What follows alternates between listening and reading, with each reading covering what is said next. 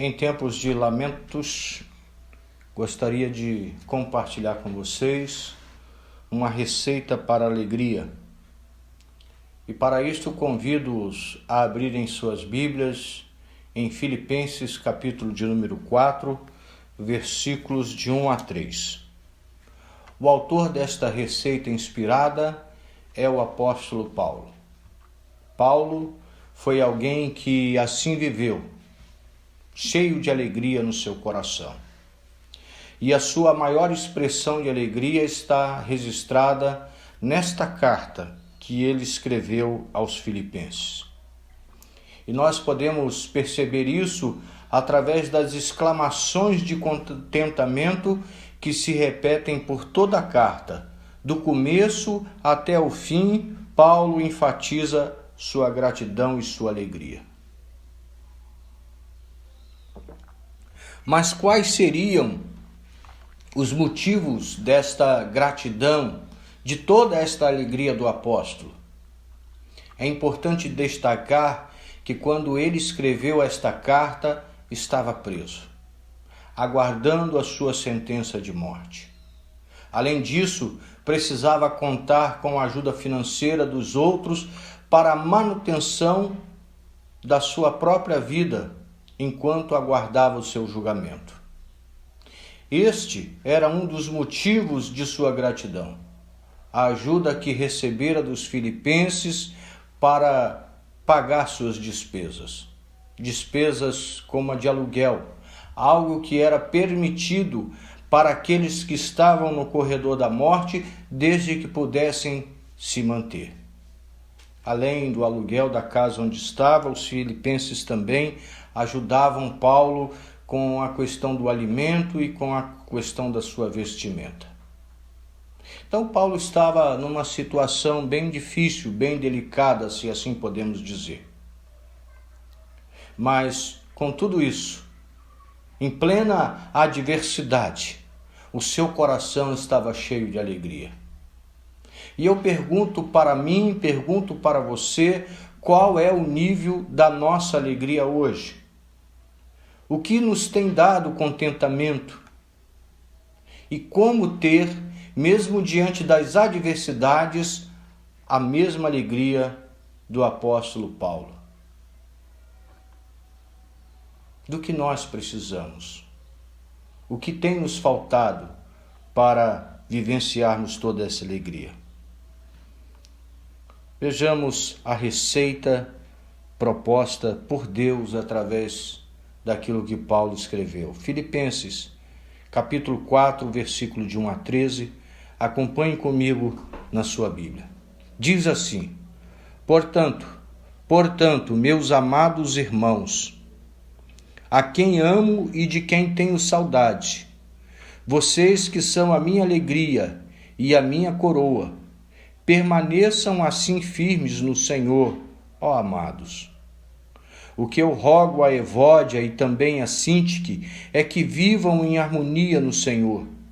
Sim, e peço a você, leal companheiro de jugo, que as ajude, pois lutaram ao meu lado na causa do Evangelho, com Clemente e meus demais cooperadores. Os seus nomes estão no livro da vida.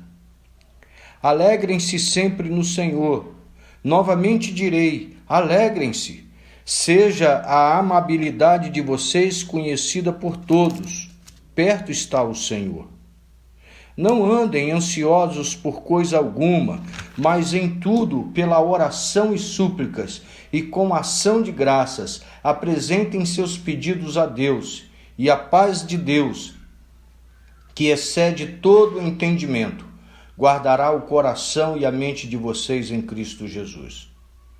Finalmente, irmãos, tudo o que for verdadeiro, tudo o que for nobre, tudo o que for correto, tudo o que for puro, tudo o que for amável, tudo o que for de boa fama, se houver algo de excelente ou digno de louvor, pensem nessas coisas. Ponham em prática tudo o que vocês aprenderam, receberam, ouviram e viram em mim, e o Deus da paz estará com vocês. Alegro-me grandemente no Senhor, porque finalmente vocês renovaram o seu interesse por mim. De fato, vocês já se interessavam, mas não tinham oportunidade para demonstrá-lo. Não estou dizendo isso porque esteja necessitado, pois aprendi a adaptar-me a toda e qualquer circunstância. Sei o que é passar necessidade e sei o que é ter fartura. Aprendi o segredo de viver contente em toda e qualquer situação, seja bem alimentado, seja com fome, tendo muito ou passando necessidade. Tudo posso naquele que me fortalece. Que segredo era esse? O que Paulo conhecia, que talvez nós ainda não conhecemos, que dava a ele essa alegria de viver, mesmo diante das adversidades. Vamos olhar um pouco para a receita que o apóstolo sugere, a fim de que possamos ter esta mesma alegria na nossa caminhada cristã. A primeira coisa que Paulo fala a respeito de como ter alegria, ou o primeiro ingrediente da receita de Paulo é: seja perseverante na sua fé em Jesus. É o que está no primeiro versículo. Paulo diz: portanto, meus irmãos, a quem amo e de quem tenho saudade, vocês que são minha alegria e minha coroa, permaneçam assim firmes no Senhor, ó amados. Quantos são aqueles que no primeiro obstáculo abandonam a fé? Se esquecem ou desconhecem da sua posição em Cristo? Pois deixam de olhar para o alto e miram seus olhares apenas para as coisas terrenas. E assim se deixam seduzir pelo mundo, pela carne e pelo diabo. Ao invés disso, é preciso lembrar que temos um grande final diante de nós. Um grande final que nos aguarda. A palavra do apóstolo, ela é muito clara. Ele diz que precisamos manter firme os nossos olhos no Senhor, que virá e nos levará para a sua glória. Meu irmão, minha irmã, estejamos perseverantes na fé em Jesus Cristo. O segundo ingrediente apresentado por Paulo nesta receita para a alegria é: não alimente ressentimentos. O versículo 2, Paulo traz uma exortação. O que eu rogo a Evódia e também a Sintique é que vivam em harmonia no Senhor. Não guarde mágoas. Tire o rancor do seu coração. Nós não temos informações sobre o que estava acontecendo com Evódia e Sintique, mas Paulo as exortou a viverem em harmonia e não em discórdia. Não podemos, se queremos viver em alegria, criar rivalidades. Não podemos permitir que tais coisas dominem o nosso coração. Guardar ressentimentos é fazer um mal para si próprio. Não podemos ser dominados pelas preferências pessoais em detrimento do ensino de Jesus Cristo. Jesus é aquele que está acima de tudo e de todos. E se dizemos ser cristãos, devemos, em submissão a Ele, andar em concordância uns com os outros, conforme nos orienta a sua bendita e preciosa palavra. Se queremos que a alegria do Senhor seja completa em nós, devemos abandonar os ressentimentos, a ira, a mágoa e tudo o que nos coloca em oposição aos nossos irmãos, às nossas irmãs, às demais pessoas que nos cercam. O terceiro ingrediente apresentado por Paulo está logo no versículo de número 3. Paulo diz que nós devemos ser agentes da paz. Diz assim: sim, e peço a você, leal companheiro de jugo, que as ajude, pois lutaram ao meu lado na causa do Evangelho, com Clemente e meus demais cooperadores. Os seus nomes estão no livro da vida. A recomendação agora é para que sejamos pontes de amizade entre as pessoas. Paulo estava pedindo àqueles seus cooperadores que ajudassem no que estava acontecendo, no confronto, na desarmonia, no desentendimento entre Evódia e Síntique, para que elas pudessem voltar a viver como irmãs, como amigas, não guardando ressentimentos. Às vezes, quando estamos diante de situações como essas, somos tentados a pôr mais lenha na fogueira. Quando sabemos que há desavenças entre outras pessoas, entre irmãos, nós muitas vezes somos tentados a alimentar o fogo da ira, mas somos chamados a sermos apaziguadores. Nosso dever é apagar o fogo da discórdia e nunca, jamais aumentá-lo. Devemos ser inteligentes e cooperar para o bem daqueles que estão à nossa volta. Nossa cooperação deve ser sempre em contribuir para a paz. E paz, seja onde for, traz contentamento, traz alegria. Quarto ingrediente apresentado por Paulo agora no versículo de número 5. Vamos pular o 4. O 5 diz: seja a amabilidade de vocês conhecida por todos. Perto está o Senhor. Eis mais um ingrediente de nossa receita para a alegria: a amabilidade. A Bíblia mostra para nós que a amabilidade faz parte da lista de frutos espirituais e é uma obra do Espírito Santo realizada em nós. Por isso, devemos ser amáveis, graciosos para com todos, assim como Cristo foi, assim como Cristo continua sendo conosco. Paulo, falando um pouco sobre isso no capítulo de número 2, versículos de 3 a 5, ele diz o seguinte: nada façam por ambição egoísta ou por vaidade, mas humildemente considerem os outros superiores a si mesmos. Cada um cuide não somente de seus interesses, mas também dos interesses dos outros. Seja a atitude de vocês a mesma de Jesus Cristo. Meus irmãos, minhas irmãs, nosso dever como cristão é o de servir a todas as pessoas que nos cercam. Não devemos andar pensando somente em nossos próprios interesses. Não podemos viver como se o mundo girasse em torno de nós mesmos. Devemos abandonar o egoísmo, a vaidade e humildemente olhar para o nosso próximo com um olhar de misericórdia. Precisamos dizer a estas pessoas que Jesus está para voltar. E podemos fazer isso com amor, da mesma maneira como Paulo fez com toda a guarda pretoriana, que durante 2 anos esteve junto a ele. Paulo evangelizou aqueles homens e grande parte deles se converteram. Aqueles que eram seus algozes, os seus carrascos, aqueles que estavam com ele ali diariamente, numa missão de, vamos dizer assim, prejudicá-lo.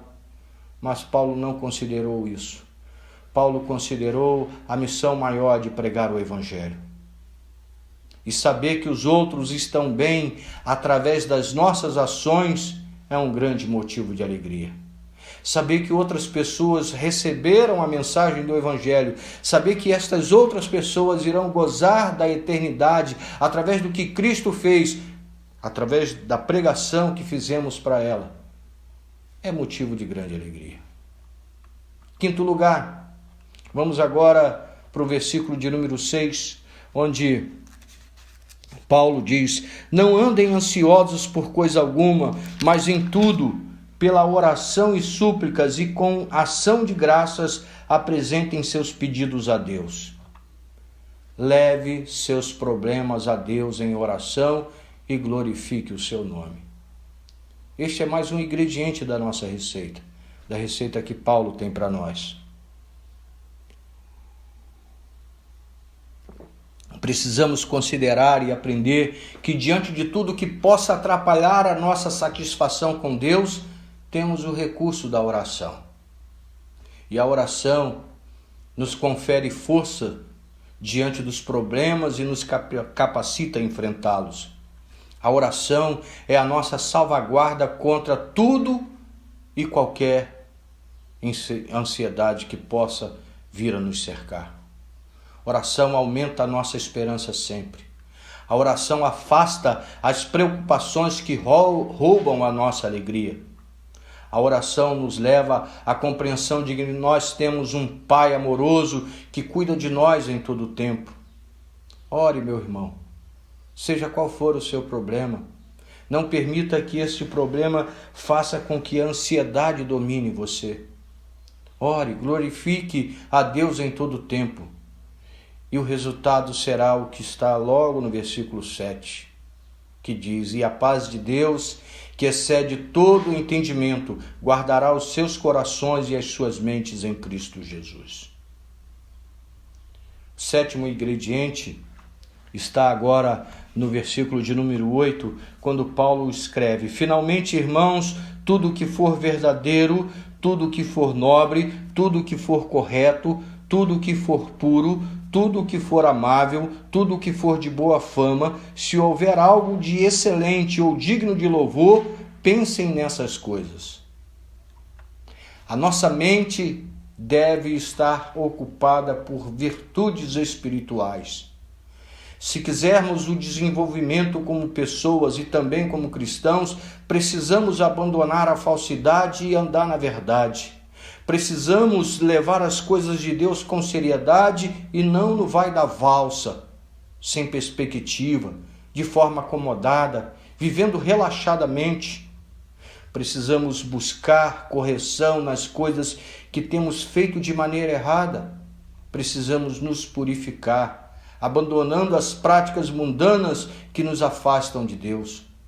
Precisamos andar em beleza de caráter, dando um verdadeiro testemunho de que Cristo de fato mudou nossas vidas. E estas coisas, todas estas coisas que são boas, certamente trarão alegrias para nós. Vamos agora para o versículo de número 8, onde encontramos o sexto ingrediente desta receita para a alegria, onde Paulo diz: "Finalmente, irmãos, tudo que for verdadeiro, tudo que for nobre, tudo que for correto, tudo que for puro, tudo que for amável, tudo que for de boa fama, se houver algo de excelente ou digno de louvor, pensem nessas coisas." O sexto ingrediente da receita é: esteja sempre pensando em coisas boas.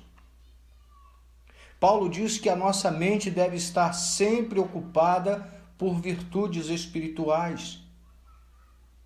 Se quisermos, se desejarmos o desenvolvimento como pessoas e também como cristãos, precisamos abandonar a falsidade e andar na verdade.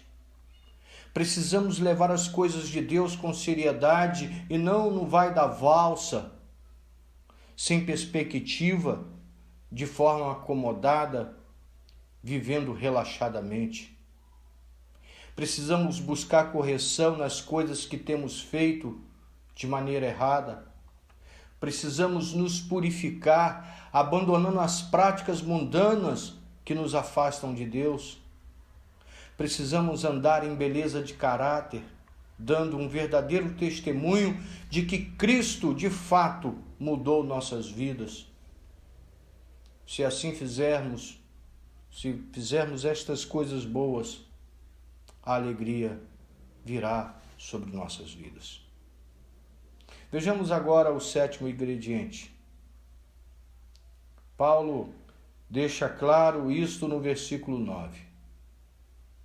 Tome como exemplo pessoas respeitáveis. Paulo diz assim: Ponham em prática tudo o que vocês aprenderam, receberam, ouviram e viram em mim, e o Deus da paz estará com vocês. Paulo se oferece mais uma vez como exemplo. Assim como ele buscava o exemplo em Cristo, nós também devemos nos orientar pela vida do Senhor e também pela vida daqueles que, como o Senhor, desejam viver. Precisamos aprender com outros, aqueles que estão à nossa frente na caminhada cristã. Precisamos receber conselhos daqueles que vivem uma vida em conformidade com o ensino de Jesus Cristo. Precisamos ouvir aqueles que têm a nos dizer, aqueles que podem nos ajudar, como andar junto com o Senhor Jesus.